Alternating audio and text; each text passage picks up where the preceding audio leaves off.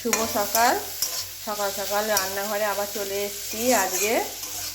আজকে করছি উচ্ছে আলুর ঝাল করব। উচ্ছেগুলো ভাজা করে নিচ্ছি আগে, তারপরে আলুটা দেবো। এখানে আলুটা কেটে রেখেছি, দেবো। আর হবে নিরামিষ এঁচোড়ের তরকারি। এঁচোড়টা আমি কেটে নিই। যে দিদি একটা এঁচোড় নিয়ে এসছে, এঁচোড়টা আজকে আধখানা করব। আমি কেটে নিই এঁচোড়টা।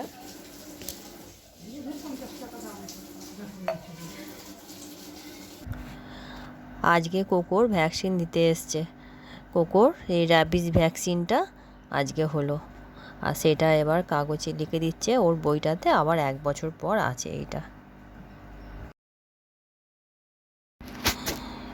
এই যে এই ভ্যাকসিনটা দিয়েছে, এবার এই ওষুধটার সিরিঞ্জিটা ডাস্টবিনে ফেলে দেবো 1 বছরের জন্য। এবার নিশ্চিন্ত, এবার 1 বছর আর কোনো অসুবিধা হবে না।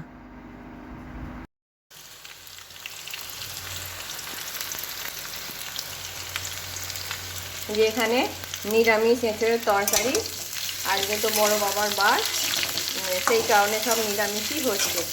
তা এঁচোড় আর আলু আমি ভালো করে ভেজে নেবো। ভেজে নিয়ে তারপরে আমি মশলা কষে ভালো করে নিরামিষ রান্না করব। নুন ঝাল মিষ্টি ঠিকঠাক মতন কষে নিয়ে। আর এখানে হচ্ছে উচ্ছে, আলু আর ওই এঁচোড়ের যে আঁটি মতন থাকে না, শক্ত জিনিসটা ভেতরে, সেটা দিয়ে চচ্চড়ি করছি। জলটা মরে যাক, শুকনো শুকনো করে নামাবো।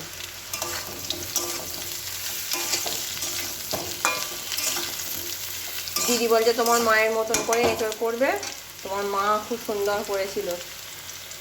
দেখি চেষ্টা করে পারি কি আমার মায়ের মতন করে। এঁচোড়ে ফোড়নের জন্যে 5 ফোড়ন আর তেজপাতা দিয়ে দিলাম।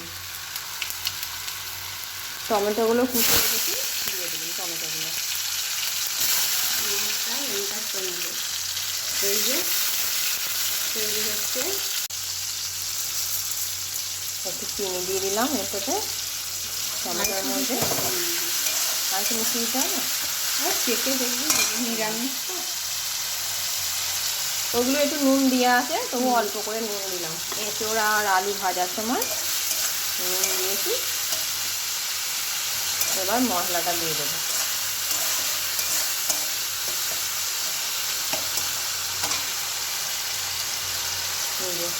আদা, লঙ্কা গুঁড়ো, হলুদ গুঁড়ো আর জিরে গুঁড়ো।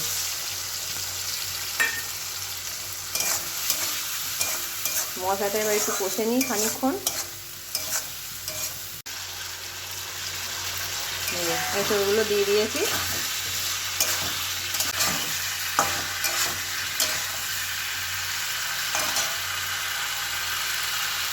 মশলা ধোয়া জলটা দিয়ে দেবো।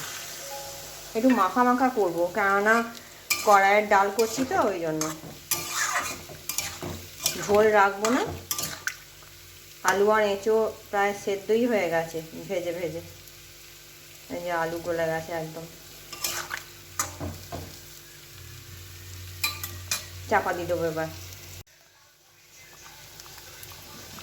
এবার এঁচোড়টা চাপা দিয়ে দিই সেদ্ধ। আর এখানে উচ্ছে চচ্চড়ি হয়ে গেছে আমার, শুকনো শুকনো করে করে নিয়েছি। বন্ধ করে দেবো। আমার এখানে এঁচোড়ের তরকারি হয়ে গেছে, আর ওদিকে ডাল, উচ্ছে চচ্চড়ি সেগুলোও হয়ে গেছে। বাইরে প্রচণ্ড রোদ, এই যে উঠোনে পা দেওয়া যাচ্ছে না, এত রোদ গরম। গাছগুলো দেখাতে এলাম। এই যে গাছের লঙ্কা দেখো পেকেছে, একটা দুটো। যে গাছগুলো সেই বসালাম বাইরে থেকে এনে, গাছের লঙ্কাগুলো পেকে গেছে গাছে। তুলিনি, থাক, দেখতে ভালো লাগছে। এই একটা গাছে ফুল এসছে, এটাতে ফুলও এসছে, লঙ্কাও হয়েছে। আর এই যে লঙ্কা চারা বেরিয়েছে, টবের মধ্যে বসিয়েছি, লঙ্কা চারা বেরিয়েছে প্রচুর। আর এখানে হচ্ছে উচ্ছে গাছ বেরিয়েছে দুটো। এই লঙ্কা চারাগুলো টবের মধ্যেই বসাবো বাড়ির ভেতরে।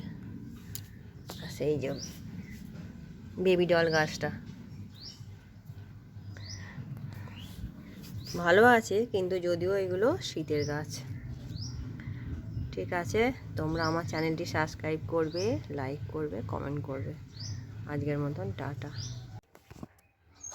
জামরুল ফুলগুলো কত সুন্দর দেখতে, কি সুন্দর জামরুল ফুলগুলো দেখতে লাগছে।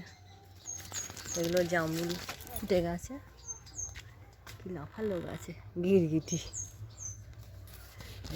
এই জামরুল ফুটে গেছে ফুল, এগুলো এসে গেছে জামরুল, জামরুল এসে গেছে এগুলো।